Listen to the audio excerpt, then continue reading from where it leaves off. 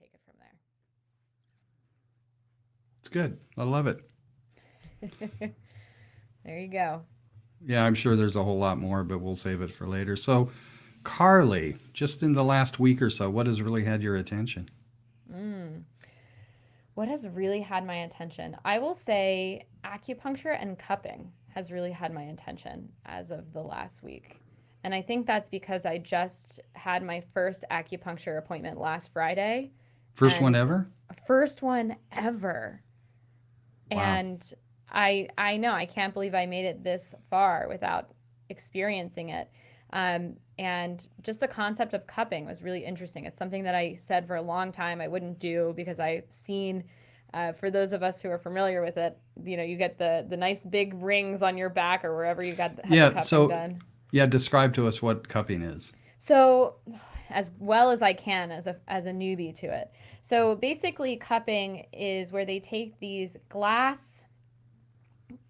cups, for lack of a better word. They're kind of ovalish on the bottom, and they put them on the place of tension on your body. In my case, it was my back and my shoulder because I sit at the desk all day. And they actually suck the air out of this cup. And so what it does is it basically sucks your muscle or your skin into this cup. Sounds horrifying.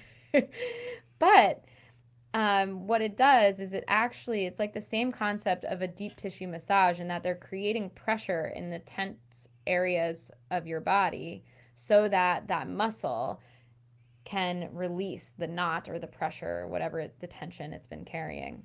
Mm-hmm. So I was really scared about cupping for a long time because what happens when they put these cups on you, on your body, or your on for me it was my back, is that they leave these circles from the suction all over your back. And in some cases, some people they'll the circles will be red, or some people, for me, mine was purple because I have no idea. They just were. They didn't hurt. It's not like I leaned against the back of my chair and it was painful, but it leaves these marks. And so I would see these marks on other people, and I was like, oh, no way, no, this looks terrifying, absolutely not. And I I bet you don't went, have any tattoos either, huh? I don't, but I have, fun story. I have an idea of what I want to get right here on my wrist, and I've had that idea for like 10 years. We'll see when I pull the trigger on that. Are you going to share it with us? So what I wanted to have is the Venus of Willendorf tattooed. That little figurine. She's like a little. Are you familiar with her at all? No. So she's a prehistoric figurine that it's really like people argue, the experts argue what she was used for, whether she was like a fertility goddess, just a child's toy, an aphrodisiac for men. Really weird stories around it, but she's really like this mythical creature or figurine. Nobody knows what she was really there for. But what's really fascinating about this particular figurine and this time period is that this was prehistoric. So it was before we had trains, planes, and automobiles. So all Mm. of these different cultures around the globe were creating very similar figurines, but nobody Oh, was communicating with each other. So spontaneously. spontaneously, all around the same time. So this type of figurine is incredibly important, but no one knows why. Mm. And for some reason, I love the power of that, And the and mystery. the mystery of that. And I also, for me, I associate it with this kind of concept of the divine feminine, this like strength. Like no one knows why. No one knows why things are the way they are, why things are so important, but they just are, and that's okay. Well, please let me know when that has been manifest. This really has my attention a lot. Yeah. Because you were talking about the sacred feminine, I've been Mhm. following the sacred feminine for 14 years now, Yeah. which is why most of what has my attention is mostly on women in leadership and executive roles, strong Yeah. leaders, which Yeah. I consider you to have that strength. Would you agree? Would you consider yourself a strong leader? I would. I would. I Great. appreciate that compliment. No, that's how I see you. And this doesn't have to be somebody that is sitting in an executive position in some company, but a Yeah. woman that, like yourself, that is very clear and in the mode of the sacred feminine and servitude. You know, Yeah. it's really Yeah. pretty awesome. Leadership is such an interesting concept. I think a lot of people think of leadership as just what you were describing, right? They've got the office, they got the suit, they're sitting Yep. there, and um, the opportunity for leadership is in so many places. And I would consider myself a leader of my own life and a leader of my mental health, a leader in my relationships, a leader for my an actual uh, more bossy quote leader with my team and in my company, right? But there's so many ways in which I lead, and Yeah. I think that's the Well, opportunity. yeah. You know, the one thing I know is just because you have some position in a company, CEO or whatever, VP or whatever, does not make you a leader. Mm-hmm. So I follow the works of Simon Sinek and Brene Brown. So Yeah. with Simon, basically as leader who is responsible for people under him that are responsible for others. Mm. It's just important to make the person that you're quote unquote managing or leading, just give them the best you have and allow them to make mistakes and say, great, I know it didn't work out. Let's try again. And I think a real leader is not about power over, Nope. it's about power with. Exactly. I get that about you. Yeah. Thanks. That's awesome.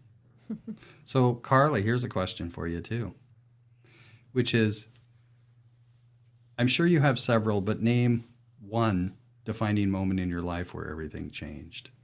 Oh my. And for those people listening to the audio version of the podcast, her eyes and her whole attention just went up. She went, "Oh my God, I have no idea what you just saw." Did you see Yeah. one or two or three things, or was there one? I saw two things. Okay, so you can. And my eyes got big because both were really powerful, but in very different ways. Mm-hmm. And one is, um, it is very dark to share, but I think it's gonna be the most powerful to share. So I will try to give the Cliff Notes version. So the reason that I started the Stress Less company is actually because of an experience I had when I was about 12 years old. And around that time, excuse me, around that time, my mom ended up dating a bad apple. And I quickly realized it, broke the relationship off. And as we do when we go through breakups, when we're ready, we start dating again, we see other people. That's exactly what my mom did. And the problem is that ex-boyfriend never let go. And so when I was 12 years old, that ex-boyfriend actually broke into my childhood home, killed my mom's new boyfriend, and tried to kill my mom. Oh my God, Carlee. Yeah. So I told you it was dark. Yeah. And it was, my mom ended up surviving. It was actually a miracle. The doctor said she had a 3% chance of surviving. She was shot point blank in the back of her head. So, Oh my gosh. but she ended up surviving. And if you saw her today, you would have no idea. But I think the defining moment is, for me, related to that incident about 10 years later, when maybe a little bit longer, where I had struggled with PTSD, with stress, with overwhelm, with night terrors. I mean, you name it, I was probably struggling with it. And I had finally discovered creative stress reduction. So I could get that critical thinking back, which was very important to step through this. And I had the realization that there's no one size fits all, that there's a different way of doing things. And once I was done throwing my temper tantrum about how, about why isn't anybody talking about this? Really, truly. The realization that was really powerful, that moment, was when it just like hit me like a ton of bricks, and I was like, oh, I'm supposed to be the one talking about this. And I didn't know what that was going to look like. It took me another 10 years, 15 years before I figured out what that looked like. But I knew that this conversation needed to happen, because opening up and getting those 5 or so mainstream approaches, not being told that there's more options, feeling like there's something wrong. Like for me, I felt like there was something wrong with me. Like, why didn't these things work? That's not okay. So that was a really huge defining moment in my life. Well, thank you deeply for sharing that. I mean, it takes a Absolutely. lot to be able to share that. Yesterday, I had a conversation with a woman. Her name is Courtney. And we kind of connected very much the same way we're connecting, and had a conversation. And what came out of it was that, you know, she has a strong passion for wanting to, in community, actually share her experiences living in an abusive relationship and with 2 children, how even though she's going through divorce, it's still not final, nor will it ever be final. Mm-hmm. And so it's hopefully going to evolve into either a podcast or a community. I'm going to help her as much as I can to start this conversation with other women. Mm. Yeah, it's so because like important. you, I mean, you just if you know, if it's not somebody else, it's got to be you. Mm. Yeah. And me myself, I consider myself a carnival barker. Step right up. Love that analogy. Yep. Yep. It's beautiful, but it's powerful. It's powerful work. And especially, like, I think with stories like that, it's that vulnerability example that we were talking about earlier, right? Sharing stories like that enables other people to first of all say, like, oh, I'm not crazy. I'm not alone. There's nothing wrong with me. And then allows them to move beyond the shame or the guilt or whatever it is that they were feeling. At least for me, that's what it did for me. It helped me move beyond the overwhelm, the shame, the guilt, the symptoms, and start doing the work. Yeah. You know, when the pandemic started, I was inspired by some people I work with that have I'll plug them, relationshipbydesign.com, that know more about relationships than anybody I've ever met. They're in their late 70s, early 80s. Mm. And when the pandemic happened, you know, we all started talking about social distancing. And Lon one day said to me, it was over Zoom, he said, nope, physical distancing, yes. Social distancing, no. Mm-hmm. And then what evolved out of it for me was realizing that regarding isolation, which people were experiencing, that the vaccine against isolation is relationship and connection. Mm-hmm. And I'll take it a step further and say the pandemic could be over and people are still feeling isolated. And that relationship and connection and conversation is really, really important. Yeah. I mean, this is pre-pandemic an issue that the pandemic just exacerbated, right? Like loneliness. Mm-hmm. Loneliness is a huge epidemic around the globe, especially with the concept, speaking of relationships, where we believe somehow we've been taught or socialized or whatever to believe that we are to find all of our connection and love in one person. Ugh. Sounds horrible. It takes a village. It takes a community. It takes so much. And so it's funny that you bring that up because I'm actually reading a book. I'm looking across the room right now to see what it's called. It's called Unlonely Planet. And and it was written pre-pandemic, so it doesn't have, you know, that flip or that context, but it's about how healthy congregations can really change the world, and specifically secular healthy congregations, because that's the community. Those are the people that are feeling, in many contexts, the most loneliness. But even traditional congregations, there's that, because there's not that deeper something. Mm-hmm. Yeah. You and I think in a previous conversation were, tell me if I have this wrong, but multiple partner relationships? No, we haven't talked about that, but oh boy, I'd be interested to engage in that conversation. Yeah, I have a limited view on it, but what's your view? I mean, because you did make the statement that we want to get everything from one person. And so when I was talking about relationship by design, they have like 3 strikes, 3 things they kind of talk about. And there's a much bigger picture. But the first one is the fantasy. that when you quote unquote fall in love with somebody or initially get involved in a relationship, that's what you have a tendency to do. Yeah. But where in fact we have two similar stories going on, but you can't expect the other person to be there always, anytime, forever. Yeah, exactly.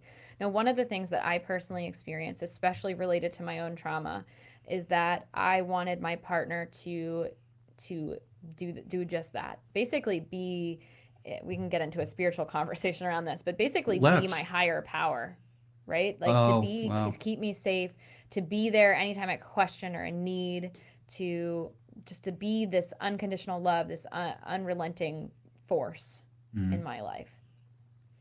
And that was really problematic. First of all, it created a needy, clingy, weird energy.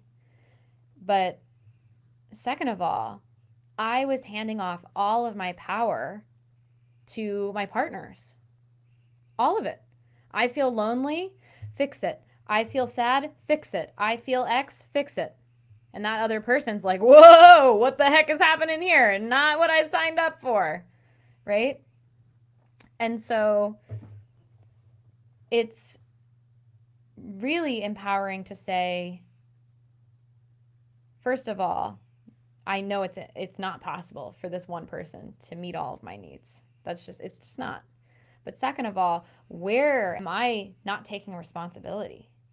Like I Mm. think we can talk about the community and having a bunch of people, which is incredible, and we should talk about that. But I think it also starts with saying, where am I trying to outsource the work? Where am I trying to outsource my emotional baggage to try to have someone else fix it? And we know deep down that they can't. Yeah. You know, I had a friend who for a long time was convinced that she was ugly. It didn't matter how many times we told her, goodness, are you kidding me? Look in the freaking mirror. Right? Didn't matter how many times we told her that, because it was an inside job. Yeah. So I think it starts there and then it goes out. Okay, yeah, we still need love and belonging. We still need connection. We still need someone to laugh at our jokes sometimes. Yeah, that's still important, right? So my partner is probably not going to laugh at my joke about, I don't know, my period joke. He's probably not going to get it, right? Like my girlfriends are going to get that. That's the place where I should get that type of connection. And so it's knowing that each person in our lives not only serve their own purpose for themselves, but they serve a purpose for us. The connection that we have is very unique and very special, and it has context. Mm-hmm. So is this the entree into the spiritual conversation? Well, it could be. It could be. Considering, I think one of the biggest realizations I had around spirituality was that, um, one, I was really truly trying to give another person the job of a higher power. Mm-hmm. Um, but two, I think the reason that that happened was because of my personal resentment towards what I thought, quote, God was, Mm-hmm. and my personal experience, especially with trauma. You know, for me, it looked like I was raised very, very Christian. I was Christian Methodist. And so the way that I was raised is, if you have a problem, pray it away. And so my perspective growing up, I had quite a bit of problems, a lot of mental health stuff going on. So I was a prayer warrior, as they like to say, where I grew up. And it was silence on the other side. And maybe it wasn't. Maybe I just couldn't see it, but that was my perspective. Mm-hmm. Silence. And so that built resentment and anger and frustration, and why the heck would you even let this happen if you're not even going to be here for me? Da da da da da da. Yeah. And thus led to trying to make another person my higher power. Unconsciously, I wasn't, wasn't thinking that. But I think in conversation over the last 15, 20 years, uh, I've had a lot of conversations like this, not necessarily always surrounded by trauma, although my story with trauma and religion is very common. It doesn't matter what the trauma is. Like, how could you let this happen? Higher power? Why weren't you there? Right? Um, but the flip side of that scenario is also the some of the stuff that's been happening in terms of suppressing who we really are and what we want and what we desire and what we need, can happen in the context, and that in and of itself, the suppression of who we really are over and over and over again, still trauma, because we're taught to then disconnect. And I think that's probably one of the reasons why so many of us numb and don't want to deal with it, because we've been taught to do that. Yeah. So kind of the visual I was getting is that as we are raised, we are, there's a point where let me do it this way, that we're raised a certain way. Get my face out of the way. Okay, we'll go over here. Is it's like, you're basically given certain expectations and, values and all that sort of a thing. And at some point, there's a sense that you have your own sense about who you are. Mm-hmm. And I think what happens is it gets suppressed because this never really gets dealt with. Mm-hmm. So we never really question the values that we were raised with. Yeah. And those values can be really, really valuable and be incorporated. But it's this one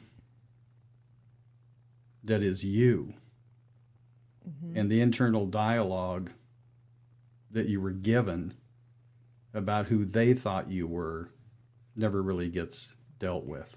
Well, I also think that it's a conversation in terms of like religious trauma that we're never, what I think is problematic is we're never really asked to question what our higher power or values or whatever are. We're told, at least in my experience, I was told, this mm-hmm. is what God is. God is a man. God is, he's watching over you. He even looks like this. See?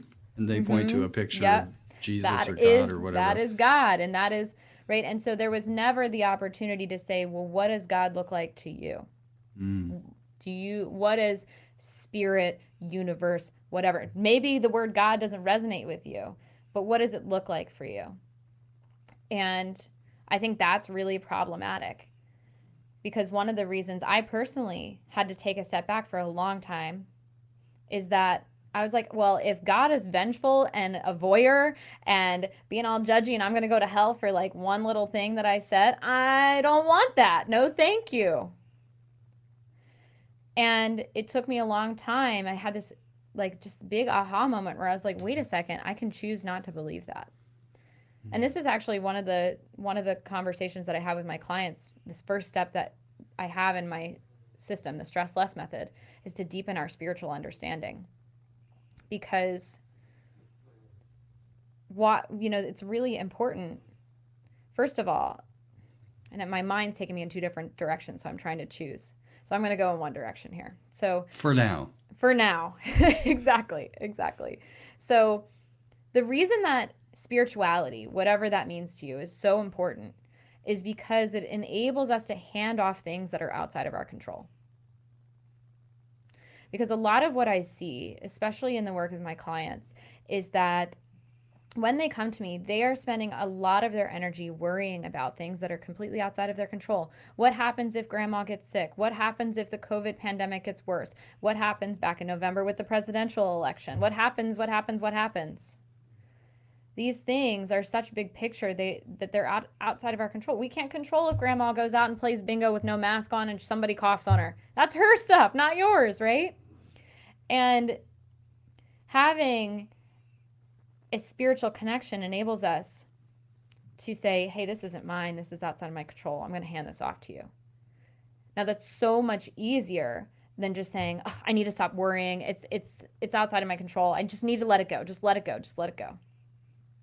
Because where's it going to go? Who's going to deal with it? Who's going to handle it? It feels very scary to do that. So I think that's the importance of spirituality. So we can let go of the things that are outside of our control so that we can reshift our focus back on what is within our control.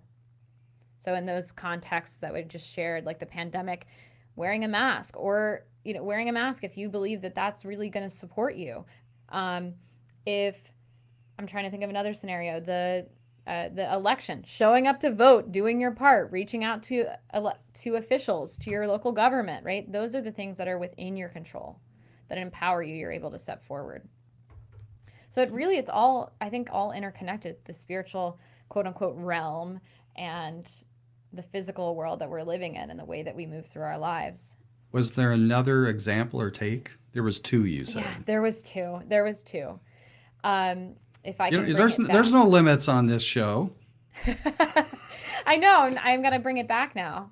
So that was the first thing, the letting go of things that are outside of your control. The second thing is going to come back to me, but it's not coming right now. Okay, well, I just want to let you know that this portion of the episode will be titled Stress Less Spiritually. Ooh, fun. Okay. All right. Yeah. Oh, actually, one thing that I do want to define is how we define spirituality at the Stress Less Company, because I think you'll find it interesting. So the way we define spirituality is it is the undefined thing that leads us from a state of struggle to a beautiful state of mind. All right. So say that again a little bit slower. Okay. So spirituality, the undefined thing that leads us from a state of struggle to a beautiful state of mind. Metaphysical, in my opinion. Yeah. Wow, it's beautifully said. Thank you. I think that it's a key definition, at least with the work that I do, because I know for me, returning to a sense of spirituality was really scary and really threatening. And but I also knew that if I was in my garden, I felt really spiritually connected, or if my dog was being silly, I felt really spiritually connected, right? And that was okay too. I can hear your dog. What's your dog's name? His name is Saul, and he just was sniffing at a plant and decided that his nose was not interested and decided to sneeze. His nose, yeah. Yeah. He's a Beagle Basset mix, so everything smells interesting to him. Yeah, he experiences life through his nose, as most dogs do. Yeah, exactly. Yeah. Mm-hmm. So what else, Carlee? What are you at in the next year? I mean, we've been through a year plus of pandemic stuff, and it's still going on. And just for the record, I think this pandemic is the first of many. Yeah, well, it's not the first, right? It's not the first. I mean, it's measles, chickenpox, polio. It's like flu. People say they don't want to wear a mask, and I basically, after my little studies of it, say you do understand that 30% of the people that now, had they not been their ancestors or whatever been vaccinated for polio, measles, they wouldn't even exist today. Mm-hmm. Yeah. I mean, I get the risks and stuff, but yeah, I have a really unique way of looking at all of this, and I think that I don't know if it's because I'm a Libra and I have the scales, right? I can weigh all of the different sides. Yeah. Fun fact. But I also have the understanding that regardless of that person's choice, mask or no mask, or social distance or not, that it's really a response of either the spirit or the ego mind, depending on if it's from love or from fear, to keep them safe, right? So I think it's all about keeping other people safe myself. Well, I think that it is a little, you can have that perspective, but I think that there's also the initial primal response, right? So when people get really worked up and pissed off and frustrated and whatnot, and I apologize, my dog is now coughing. He just wants to show up at this part of our conversation. No, we're still in a pandemic, and it's like everybody gets a free pass. The screaming kids, the slamming doors, the coughing dogs, the cats that run across the keyboard and shut down your Zoom video or whatever else. Yeah. I actually find it very entertaining. I do too. And I think it makes people more human. Yeah. We're not just Yeah. we're not talking heads, but um where was I? I was Remind me where I was before my dog started lovingly coughing. Let me tell you something. I have the gift of ADD, so I have no idea. Yeah. If it doesn't happen now, I tell my partner Stephanie, like she'll be talking and talking, and there's something important I want to say, and then after she's all said and done, she says, "Yeah, what were you going to say?" And I go, "Honey, it's gone. It's gone. It's It's gone. gone. It's gone." Oh, it's about the ego and spirit, right? It's about keeping us safe. And I think that when we're in that primal state, when people get really worked up, that's all Hmm. that it is. Yeah. It really is. And I think we can have so much more compassion and so much more perspective for the person that is engaging in an activity that may be different than what we would like. Because for them, it's about survival. It's about keeping them safe. So for instance, I have a friend who is what they would categorize as a quote anti-masker. And I also understand that for him, love and belonging and connection is like his lifeblood. So I understand that for him, his fear is that, and this is a little bit of a guessing game, right? But Hmm. it's the fear of loneliness, of being abandoned, of losing connection. And that, when we come at it from that perspective, when we understand that the ego mind is saying no masks because I want love and connection and warmth and all of this stuff, then we can see it from a completely different perspective, and we can give that person the grace in how they behave. And also maybe we can have a conversation, right, where Yeah, where that's what they're I want. open to a different perspective, a different way of doing things. I call it walking in another person's moccasins. I learned that when Mhm. I lived in Santa Fe. Mhm. So I had a really interesting conversation a week ago with somebody I haven't seen for a long time and produced their podcast. This woman, um, breakup rehab, start back stronger, and Rebecca's interesting, but no mask, no vaccine, none of that stuff at all. And we had and we were having lunch together. I was masked, we were both masked because we had to be, but we just got in the conversation, and I just expressed my view, and she says we're not going to have that conversation, and I said, you know what, Rebecca, we are.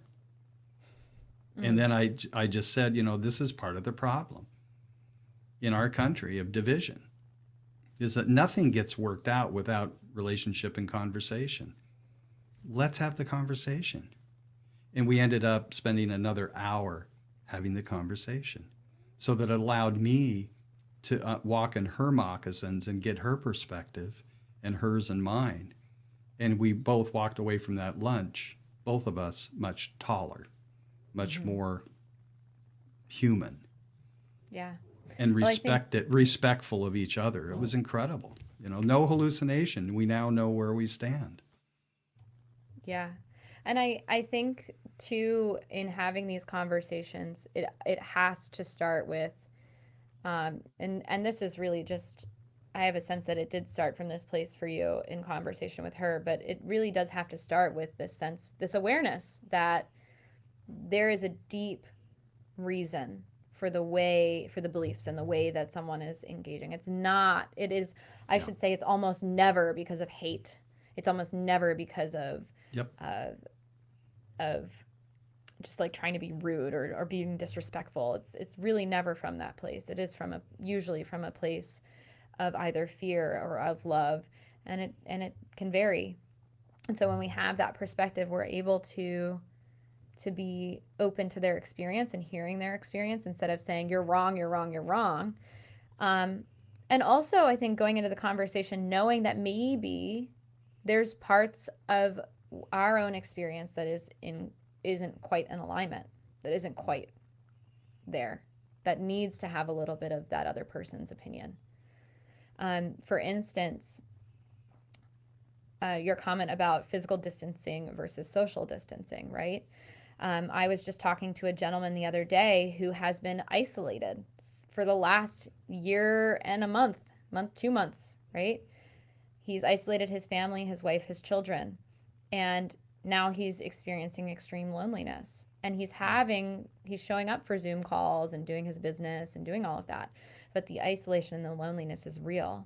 And my guess is that while he is, I think he's on maybe the extreme side of the mask and the vaccine stuff, he would probably really benefit from a conversation like with someone like your friend, where he could see that maybe there's a middle ground. Maybe it's not all isolation and fear, but there's a little bit of connection that is needed, a little bit of love, a little bit. And I'm assuming what your friends' uh, standpoints are, but I think that is the power, is saying, okay, well, I may feel very self-righteous here, and I may feel very self-righteous over here, but maybe there's somewhere in the middle where we can agree and we can meet, and there's some shifts in perspective that can happen.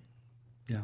So, like I said earlier, yesterday I got my shot yesterday, and then went to the Carlsbad Flower Fields, which was the first event the Carlsbad Chamber of Commerce, I'm very involved with them, has had in, I don't know, a year and 2 months or something, Mm-hmm. And to see the people that I am spending so much time, not too much, but so much time with on Zoom committee calls and stuff like that, see them face to face, was all wearing masks because we were required, but, was an incredible thing. I mean, it was, we just don't get the same juice over Zoom that you get face to face. So, I mean, people would walk up to me kind of like, do I know you? Because I'm wearing a mask, right? And I would just say, it's John. As soon as they heard my voice, they would know, oh my God, I didn't recognize you, So there's, so I get it. And walking in this friend of mine, Rebecca's moccasins for a while, I get it because she is highly relational. She travels all over the place and spends a lot of time, with people, and I get it. I get it. So it's very, very interesting. Can't wait for all the books that will be written about this time. So get to work, Carlee. Yep. Okay. All right. You got it. Get my pen now. Old school. But, so I'd like to wind this up. Yeah. But any closing remarks, and make sure you talk about how to engage with you and where to engage with you, and yeah. Yeah. So my first thought is that if you feel like you've tried it all, just know that you haven't, and that there is something that is uniquely for you to discover to reduce stress. And I'm really talking to the audience here, but and then the other component is where you can find me. So you can find me basically everywhere except for Twitter on social media at The Stress Less Co. That's The Stress Less Co. And I also, speaking of potentially working together and what that process looks like, should you feel called to do a little bit more work to let go of the exhaustion, the overwhelm, the stress, I do offer the opportunity to apply for a complimentary stress assessment. And so what that looks like is, first of all, you would share exactly what's causing, what's going on, what's causing the overwork, the exhaustion, the stress. I will listen deeply. I'll hold energetic space. And then from there, together, we'll figure out exactly why you haven't found the peace and the freedom that you desire yet. Yet is the key word there. So you have the opportunity to apply for that, and you can just visit stresslessco.com/apply in order to apply for that. That's a great offering. Thank you. That's really great. Hopefully you'll be so overrun and busy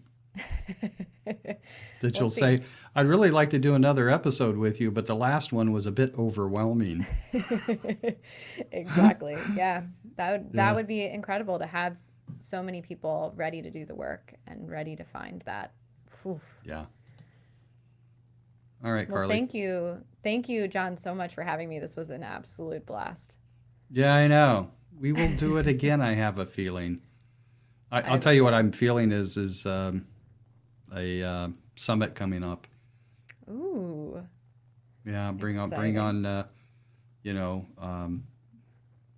women who are strong leaders. That would be you and several others. Yeah. Oh, I'd be so down for that. I would love that. Oh, good. I'll stick you on the list. All right, you got it. All right. All right. Until next time, anybody that you can actually get to this video stream or share it with people from Imagine Podcasting on YouTube. Just do a search for Imagine Podcasting, and there's a playlist there called What Has My Attention. And that's the audio podcast that this will also get released on, and What Has My Attention. .com, actually. All right. So, Carlee, talk to you soon. Thank you so much again for having me. You bet.